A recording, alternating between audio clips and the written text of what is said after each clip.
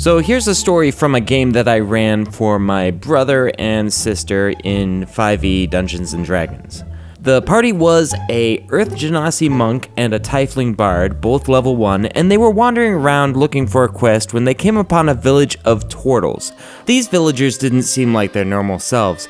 They looked like a little more sluggish than usual, and I mean slower, not slug-like. That would be totally sad. They were all sad. A plague was going around, and it was killing off all the children, and the Tortle chieftain was offering a reward to anyone who could find a way to bring an end to the outbreak. 2 of his finest riding lizards. Now, wandering around the wilderness on foot may be what common folk do, but not our 2 heroes. They were in. They talked with the local medicine man, and he said that he could conjure up some serum for them, but he needed 3 ingredients: a feather from a black giant eagle, a certain variety of orange mushrooms, and a bagful of quipper eggs. There's a black eagle nest in a tree just north of the village, and these mushrooms only grow in underwater caves in the swamps to the south. And in the marshes to the east, there's good fishing. Chances are you can find some quipper eggs there. So, if you know where everything is, why don't you just do it? Have you looked around? Do any of us look like we have any motivation? You mean, besides the fact that your babies are all dying? Do not mock the power of crippling depression! And so the 2 adventurers went north and found the tree where the eagle's nest was.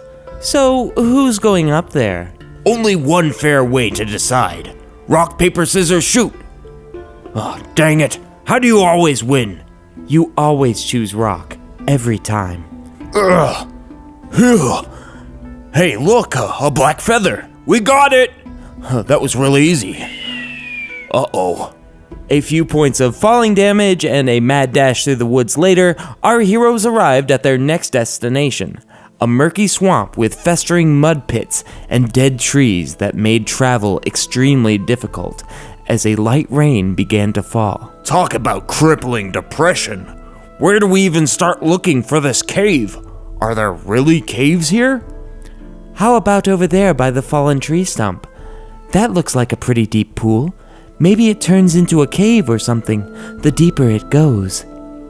Yeah, but who would be dumb enough to swim down there and find out?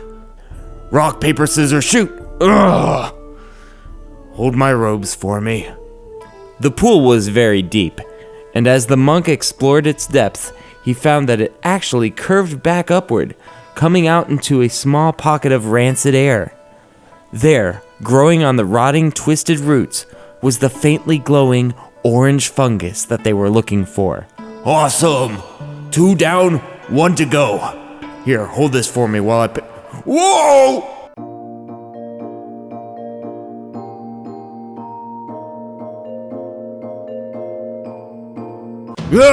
Help! Get it off me! Stop grappling me! I haven't learned Flurry of Blows yet! I hate level 1! After dragging the unconscious monk to the surface and a little bit of CPR, the party set off to get the last item on their list, quipper eggs. Now, if you don't know, a quipper is the D&D version of a piranha. One isn't super dangerous, but in swarms, they can be pretty deadly. As the party neared the marsh, they heard someone happily whistling a tune. A little halfling fisherman was enjoying the afternoon out in the marshes, floating on his raft. "Ahoy there, good fellow! Well, knock me down, good day to ye! Say, dear fellow, we are in need of some quipper's eggs. Would you be able to render us aid? I dunna have any on hand, but I can take you where they lays them. Welcome aboard!" I don't think this raft is made for 3 people. "Balderdash! I've had 3 people on here plenty of times." The halfling navigated them to a wide pool with large boulders scattered throughout. The water wasn't deep, and was the perfect habitat for small fish. "So you're looking for quipper eggs? You'll find them under the boulders." Oh no, not this time. I got the feather and I got the mushrooms. You get the eggs. Fine. And so the tiefling dove under the water. She didn't see any quippers, but upon further inspection, she found little red egg clusters stuck to the bottom of a boulder. She scraped a large portion of them off and made her way back to the raft. But out of the corner of her eye, she saw a swarm of dark shapes darting closer. Frantically, she swam to the raft, climbing to safety? We're too heavy. There's just too many of us. Nonsense! Like I said before. Oh, they're biting me. I have an idea. We tie this around the halfling, throw him behind the raft, and row so fast it's like water skiing. Oh, yeah, sounds good. Let's do it. Yeah, give me an athletics check, both of you. Well, that's not good. Yeah. They rowed hard and got to shore. Once they reached land, they frantically pulled the rope in behind them. So you did tie the halfling to this rope, right? Yeah, is there something wrong? Just that the only thing tied to this rope is a bone. Oh. And so they took the last ingredient to the Tortle village, and the medicine man brewed up the potion that cured the village of their disease.